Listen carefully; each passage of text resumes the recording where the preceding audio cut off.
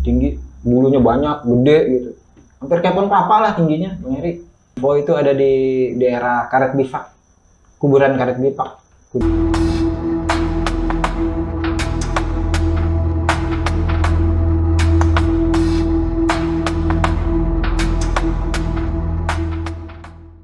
Halo guys, jumpa lagi bersama kami di Luar Logika Channel. Wait. Kayaknya Ya. ada kurang nih. Oh iya, narsum kita mana ya Mas ya? Nah, bentar. Katanya sih datang jam sekian nih.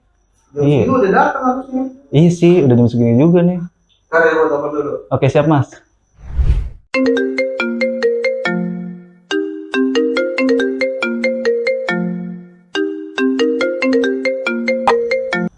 Halo, Halo, gimana lo? gua lagi dalam perjalanan, dikit lagi sampai. Lama udah pakai ilmu yang dikasih sama guru lo dah. Ya, Oke. Astagfirullahaladzim. Ini, kok lo tiba-tiba ada di sini Bang? Jadi narsum kita dia? iya Mas. Bang. Iya. Iya. Anjay, ini di Luar Logika banget loh. Hebat. Lo hebat juga Bang lo. Lah gua, lu baru tahu gua hebat, lu kemana aja baru kenal sama gua lu kalau gua hebat. Jadi narsum kita hari ini adalah Bang Rido.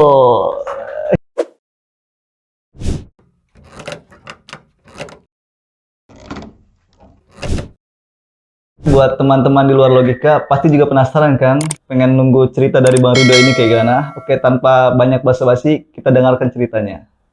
Berawal tahun 2005, Bang Heri. Itu tanggal 22 November. Bokap gua seperti biasa, bokap gua itu kan kerja di salah satu kantor pemerintahan di bagian instalasi listrik lah. Ya kayak PLN lah, gue sebut itu nggak apa-apa kan ya? Jadi PLN. Jadi dia seperti biasa rutinitas dia itu Senin sampai Jumat dia kerja gitu. Pada waktu itu gue lupa hari apa, Rebo deh kalau nggak salah, antara Selasa kalau nggak Rebo. Gue ingat tanggal 22 November 2005. Bokap dari rumah pamitan seperti biasa gitu kan ke nyokap gua terus anak-anaknya gitu. Papa mau berangkat kerja gitu. Gue cium tangan biasa. Gua kan waktu itu masih kelas 3 STM gue. Mau lulusan lah ceritanya, kelas 3 mau lulusan gitu ceritanya Bang Heri. Ya normal, nggak ada feeling atau firasat kayak gimana gitu. Tiba-tiba bokap pergi jalan gitu kan. Bokap gua bawa mobil waktu itu, mobilnya Mitsubishi Lancer kalau nggak salah. Terus ya kerja biasa normal, gua sekolah tuh hari itu gue sekolah normal lah, nggak ada firasat kayak gimana. Singkat cerita, besoknya bokap itu nggak ada kabar ke nyokap. Biasanya dia kan, gue dulu ada telepon rumah gitu kan, dia nelpon rumah atau SMS ke nyokap gue. Misalnya bokap gue mau dinas ke luar kota gitu kan, selalu ngabarin gitu. Ini nggak ada kabar, hampir 24 jam nggak ada kabar, lost contact gitu aja. Cuman kan di situ nyokap gue berpikir mungkin suaminya lembur gitu kan, bokap gue lembur gitu atau ada kerjaan lain gitu. Masih belum ada curiga gitu loh. Belum ada kabar dari bokap gitu. Tiba-tiba jalan 2 hari, hari ketiganya nyokap gue ini mulai mulai ada firasat gitu. Bokap gue ini kemana gitu. Nelpon lah ke kantor bokap. Ternyata dari kantor itu, ternyata bokap gue itu katanya nggak masuk 2 hari kerja. Udah 2 hari nggak masuk kerja. Maaf Bang, sorry gue potong. Itu berarti dari terakhir pamitan itu emang nggak ada kabar lagi gitu? Nggak ada. Jadi kalau dibilang hilang atau pergi atau minggat gitu loh, banyak yang ngomong gitu, banyak yang berspekulasi kayak begitu gitu. Terus nyokap gue ini habis teleponan sama orang kantor, sama HRD-nya deh kalau nggak salah, dapat info kayak gitu, bokap 2 hari nggak masuk kerja. Tapi kan nyokap gue enggak, dari 2 hari yang lalu dia berangkat kerja lengkap. Bokap gua kan pakai nemtek gitu kan, waktu itu masih handphone jadul lah, Nokia jadul tuh, kayak Nokia 8250 tuh bokap gua megang handphone itu tuh. Terus nyari tahu lah nih kantor ceritanya, nyari tahu, nanya-nanya ke teman-temannya, ke karyawan lain. Ternyata ada salah satu temen bokap gua itu yang SMS-an teleponan sama bokap gua. Bokap gua kan waktu itu kerja di daerah Jakarta Selatan ceritanya, di daerah apa sih, di daerah Setiabudi sana, Rasuna Said. Bokap gua, kantor bokap tuh di sana gitu. Ada telepon, sempat kontek-kontekan sama temennya sebelum 2 hari dia nggak ada kabar itu. Temennya ngasih tahu ya, bokap gue ini udah haji, jadi dipanggilnya Pak Haji gitu kan sama teman-temannya. Jadi dia ngasih informasi bahwanya bokap gue nih Pak Haji katanya kena tilang di daerah Pancoran.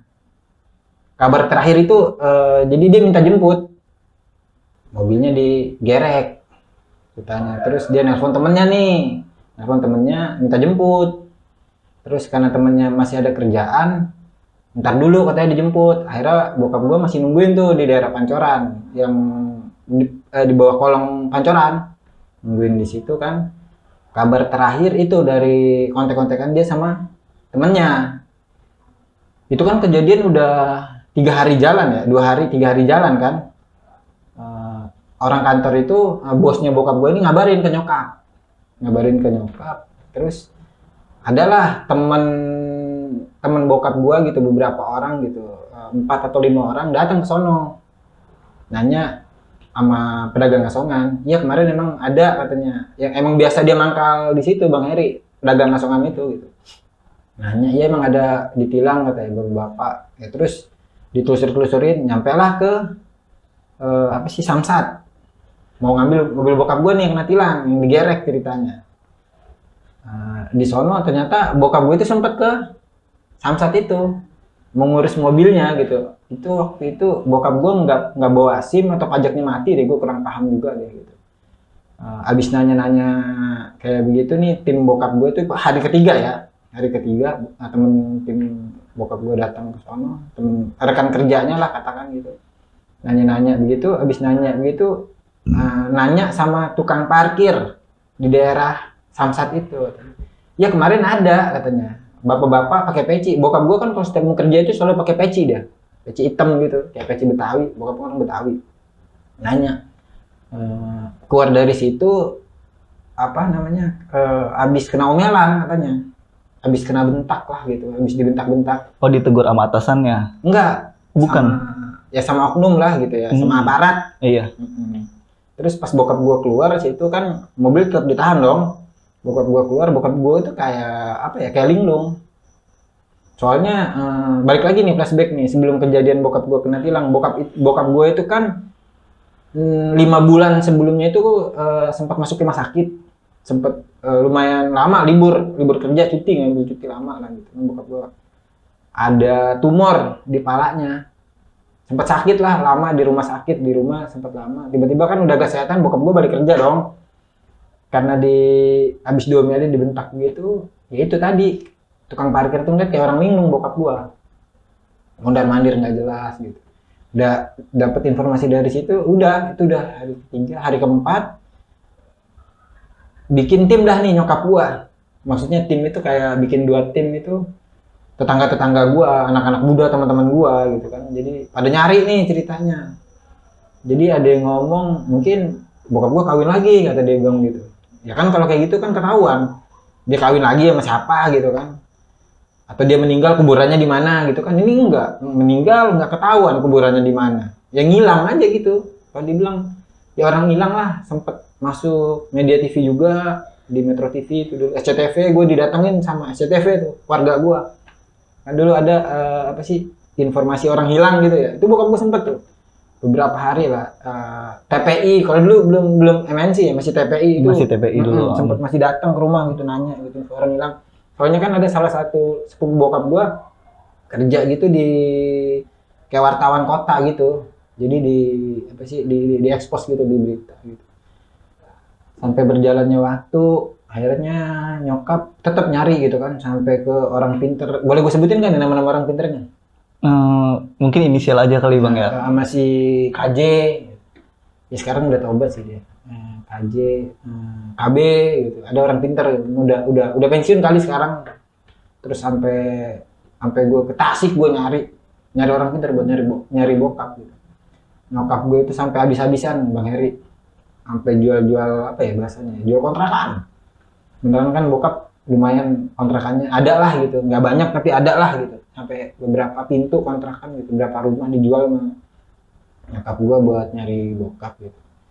Tapi tetap semua praktisi gitu, atau katakanlah dukun gitu, rata-rata bilangnya di atas langit itu masih ada langit. Maksudnya itu apa itu Bang ya? Itu gue juga belum paham tuh awalnya, di atas langit masih ada langit gitu. Berarti kan kalau di atas langit ada langit, belum paham masih ada orang jago, ada yang lebih jago lagi gitu kan. Nyari sampai suatu ketika udah berjalan hampir sebulan kurang lebih gitu. Nyokap kan depresi. Ya katakanlah hampir stres gitu. Gue 5 saudara gitu, tapi nggak ada yang nyari nafkah. Anak 5 masih sekolah semua. Nyokap gua sendirian gitu kan. Mau kan ngejual satu pintu, dijual gitu. Sempet nyokap tuh bisa dibilang depresi berat lah gitu. Gua sebagai anak paling tua itu gua sekolah itu mau lulusan, mau ujian ceritanya. Gua pulang suatu ketika gua pulang main, habis nyari bokap. Gua nyari sampai ke Bogor gitu kan. Nyari ke terminal Kampung Rambutan, terminal Pulau Gadung, gue cari gitu. Dapat informasi ada yang nelpon dulu kan, ada info orang hilang. Jadi nyantumin nomor handphone atau nomor rumah gitu, nomor telepon rumah gitu. Banyak tuh yang nelpon. Saya ngeliat nih orangnya ini ada di sini. Gue samperin dong sama temen-temen gue, sama tetangga gue samperin. Kan kalau kayak gitu kan ibaratnya butuh transport ya. Mau nggak mau kan nyokap gue ngasih duit bensin, duit makan, duit rokok lah bahasanya gitu buat tetangga-tetangga gue, buat temen-temen gue gitu. Tapi nihil. Hampir jalan sebulan gitu. Suatu ketika gue pulang habis nyari bokap, habis main, jam 12 lewat lah, setengah 1 kurang, gue pulang. Gue kira, jadi rumah gue dulu plafonnya tuh bolong gitu Bang Heri. Ngeplong, nggak ada Nggak ada plafon. Bolong, jadi ada kayu emang belum diplafon sama bokap. Kan rumah lagi mau direhab waktu itu ceritanya. Gue pulang malam tuh jam 12 lewat lah, setengah 1 kurang. Gue kira kuntilanak Bang Heri, kaget gue. Tahu-taunya itu bukan kuntilanak Bang Heri yang gue lihat, nyokap gue saking depresinya. Nyokap, gue cuman ngomong di situ ya stres katanya. Ngebesarin 5 anak gitu yang masih kecil-kecil, masih sekolah gitu kan. Terus nggak ada yang ngebantuin gitu. Untuk mencari nafkah. Iya, buat biaya sekolah, buat biaya harian gua kan, jajan gua, adik gua 5 sekolah semua gitu kan. Sampai berjalannya waktu gitu. Terus nyokap itu dinasihatin lah sama ada guru ngaji gua gitu, dia masih habaib. Dia mesen ke nyokap itu, udah sekarang mah nggak usah lu cari bokap gua nih, itu udah sebulan lebih, kurang lebih sebulan lebih.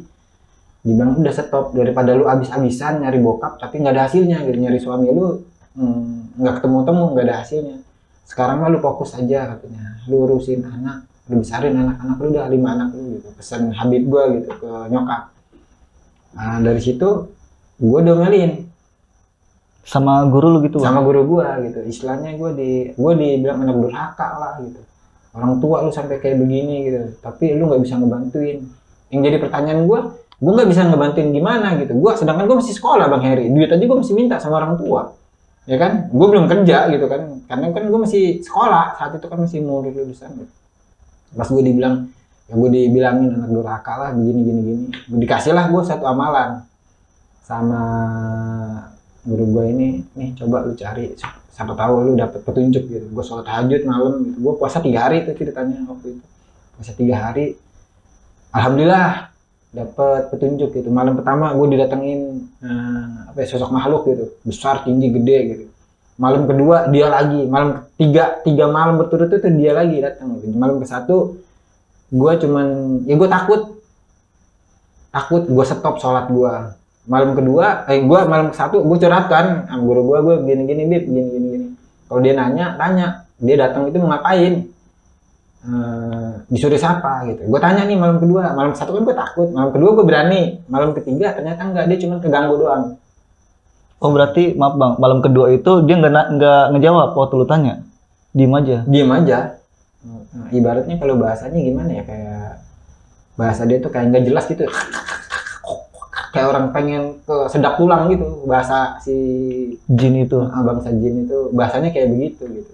Cuman waktu itu suatu ketika ya gue spontan gue tahu aja gitu, ternyata dia itu kalau nggak salah itu namanya Kliwon, si orang gaib ini gitu, tinggi, bulunya banyak, gede gitu, hampir kayak pohon kelapa lah tingginya, Bang Heri. Malam kedua, malam ketiga tuh pas gue mau kelar gitu, ternyata nggak, dia cuman bahasanya gue keganggu sama lu gitu, sama lu yang lagi lu puasain sama yang lagi lu wiritin gitu. Udah kelar gue kelar puasa hari kelima tuh, pikir gue kan sia-sia dong gue puasa gitu, nggak ada hasilnya apa sih, cuman gue manggil setan doang gitu kan, manggil jin doang gitu kan. Malam kelima gue dimimpiin itu sama, awalnya gue nggak tahu, sama orang tua gitu, orang tua pakai jubah warna abu-abu gitu, agak kucel, rambutnya panjang, megang tongkat. Dia cuma mesen begini sama gue, bilangin sama ibu lu sama nyokap gitu, bokap lu baik-baik aja. Udah omongannya sama kayak guru gue, kayak Habib gue ini, bokap lu baik-baik aja gitu, pesen dia, urusin anak yang benar gitu, doain aja biar bokap lu ini sehat terus gitu. Terus dia apa ya, gue sempet berkomunikasi lah sama orang tua ini gitu, dan orang tua ini namanya Gopar. Gue nanya gini, itu kan suatu petunjuk ya. Cuman gue saat itu kan gue berpikir mungkin apa ya, halusinasi gue gitu, atau apa ya, imajinasi gue gitu. Dan gue ceritain dong ke nyokap, nyokap gue ini cerita ke almarhum abangnya, ke uak gue lah, ke abangnya bokap. Ternyata ada, nyokap gue cerita ke abangnya bokap gue, udah almarhum, udah meninggal, uak gue udah meninggal, bahwasanya ada engkongnya bokap gue itu namanya Gopar apa Gofar gitu, gue nggak salah. Ceritain sosoknya begini gitu. Yang gue lihat itu ya sosoknya kakek-kakek, baju putih kayak daster gitu, kayak agak-agak sobek gitu, warna abu-abu gitu, bawa tongkat, rambut panjang, kakinya itu apa Bang Heri, bukan kaki manusia pada umumnya, bukan jari dia, kayak kaki bebek. Ada selaputnya gitu. Iya, kayak 3 ya berarti kan, kayak cocer bebek gitu ya. Ya bukan cocer bebek, apa sih, kaki bebek kaki gitu. bebek itu. Nyokap gue nanya ke uak gue, gini, ternyata ada engkongnya gitu. Jadi dari bokap gue, punya bokap nih, engkong gue. Terus punya, jadi gimana ya, bokap gue nih turunan keempat lah kalau bisa dikatakan. Dari bokap gue, bokapnya bokap gue, apa sih kalau kayak gitu, buyut lah katakan lah ya, buyut gitu. Dia cuma mesin kayak gitu doang sih, mesinnya sama kayak yang dipesenin sama Habibana gitu kan. Udah dari situ ya berjalan aja gitu, berjalannya seiring waktu, sampai satu ketika rumah yang gue tempatin, tempat tinggal gue, peninggalan bokap, rumah satu-satunya kejual juga, karena kan apa ya, hidup terus berjalan ya gitu kan, semua anaknya 5 butuh biaya makan harian gitu, sampai kejual juga gitu. Sampai nyokap gua pindah, ya udah ikhlas lah gitu. Ada bahasanya kan, andai kata sekarang udah berapa tahun tuh nggak pulang-pulang gitu. Ya kalau dibilang meninggal, kita nggak tahu kuburannya. Kalau dia hilang atau dia perginya kemana gitu. Sedangkan kata dukun-dukun gitu atau praktisi begini gitu. Jadi ya pengalaman gua sih gitu. Jadi gua banyak kenal paranormal, para dukun gitu. Jadi ada hikmah yang bisa gue petik dari situ gitu. Jadi memotivasi diri gue gitu. Dan ya itu tadi, gue sempat berpikir, gue ngomong sama nyokap, gue berpikir, gue sampein ke nyokap, andai kata gitu, kalau bokap gue pulang gitu sekarang, udah tua gitu, andai kata kalau bokap gue udah meninggal, ya udah kita al-fatihain aja lah, kirimin doa biar dia tenang di sana gitu. Ya sampai sekarang ya itu yang jadi pertanyaan gue sendiri, meninggal atau masih hidup gitu loh. Ya, cuman udahlah, mungkin udah takdir Allah gitu kan, Allah yang punya kuasa, punya cerita gitu. Dan dari situ gue malah memperdalam lagi gitu, memperdalam, gue sering gue puasa, sering gue ngewirid malam, sholat tahajud gitu. Ya sampai detik ini masih gue lakoni gitu, karena gue masih pengen tahu keberadaan bokap itu di mana gitu. Sampai pernah, itu udah hampir jalan setahun Bang Heri ceritanya, udah menjalan setahun, gue dapet info itu ada di daerah Karet Bifak, kuburan Karet Bifak, Kuningan, ada makam ada makam tanpa kepala katanya. Gue samperin ke sana Bang Heri. Gue takut-takut itu bokap gitu kan, ternyata bukan. Maaf bang, maksudnya makam tanpa kepala, maksud makam tanpa nisa atau gimana? Enggak, jadi ada info gue dari kawan apa sih penjaga makam di sana itu menemukan mayat tanpa kepala. Sosoknya itu ciri-cirinya sama seperti waktu sebelum bokap hilang. Bajunya sama, celananya sama gitu. Ya kan gue penasaran, gue datang sana ternyata bukan gitu. Terus ada juga yang apa sih ya intinya sih yang mau nipu gitu. Ada yang ngaku bokap gue udah dipegang nih katanya, udah ditemuin. Dan dia menunjukkan kayak tasbih yang bokap gue bawa, peci yang bokap gue bawa, dia nunjukin nih. Awalnya sih kita kan percaya ya dia ya kayak dukun hebat lah gitu loh. Itu ada di daerah Jawa Barat. Jadi bokap gue ini udah diamankan lah sama dia gitu. Itu udah mau berjalan setahun. Jadi ya, nyokap gue awalnya kan udah ikhlas gitu loh. Udah ikhlas, tapi banyak yang masih nelpon ke rumah, SMS gitu. Pak Haji udah ketemu nih Bu, lagi saya bersihin lah, bahasa dia mah lagi lagi dinetralin lah. Nyokap gue kan percaya dong, minta sejumlah duit gitu. Waktu itu dia minta duit sekitar 2,5 juta. Transfer dong sama nyokap gue buat pembersihan bokap gue katanya. Karena dia udah ngirimin anak buah ke rumah nyokap gue. Dia ngasih barang-barang bokap gue waktu bokap gue hilang pergi dari rumah itu, kayak tasbih, peci, itu dia punya. Dan itu peci bokap, tasbih bokap. Nyokap gue kan mungkin percaya dong. 3 hari 4 hari abis ditransfer duit gitu. Ya ujung-ujungnya emang dia cuma nipu doang. Yang jadi pertanyaan gue, kok dia bisa ya dapet peci sama tasbih bokap gue gitu yang sering dipakai sama bokap gitu. Ternyata emang kayak dia udah mantau selama 1 tahun ini, udah mantau selama 1 tahun gitu. Jadi dia ngeliat pamflet, poster ditempelin di tiang listrik kan, waktu itu kan gue nyari bokap. Dari situ dia udah mantau. Jadi dia bikin kayak duplikat lah gitu Bang Heri. Ya intinya sih buat nipu gitu. Ya mungkin cerita gue sampai di situ kali Bang Heri. Jadi kalau makin gue terusin gue juga makin jadi galau, gue jadi sedih gitu. Iya. Iya, sebelumnya Bang Ridho nih ada sedikit pertanyaan. Itu bokap lo ini bisa dikatakan bahwa pindah ke alam lain gitu atau gimana Bang ya? Ya mungkin sebagian kayak paranormal, ada yang bilang itu Bang apa ya bahasanya ya, moksa atau ngahiyang atau gimana gitu lah bahasanya gitu. Ada yang bilang gitu. Cuman kan balik lagi kita ya mau percaya atau enggak gitu. Walau bisawa gitu. Ya kalau gue sih berpikir ya bokap udah tenang lah di sisi Allah gitu lah. Daripada gue pikirin bokap masih ada tapi nggak ketahuan juntrungannya di mana gitu kan. Ya udah gue ikhlas lah, keluarga gue udah ikhlas gitu. Biar ya kalau dia masih hidup ya mudah-mudahan dia sehat baik-baik di sana. Kalau dia meninggal ya biar dia tenang di makamnya gitu sih. Oke, terima kasih Bang Ridho ya karena udah mau berbagi cerita yang di luar logika kita semua nih, ya kan? Ya untuk teman-teman semua, teman-teman di luar logika channel, ya kita bisa mengambil sedikit pelajaran ya.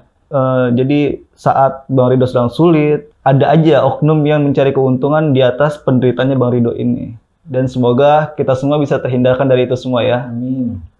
Ya cukup sekian cerita dari Bang Ridho kali ini. Assalamualaikum warahmatullahi wabarakatuh. Terima kasih Bang Ridho ya. Oke, bye.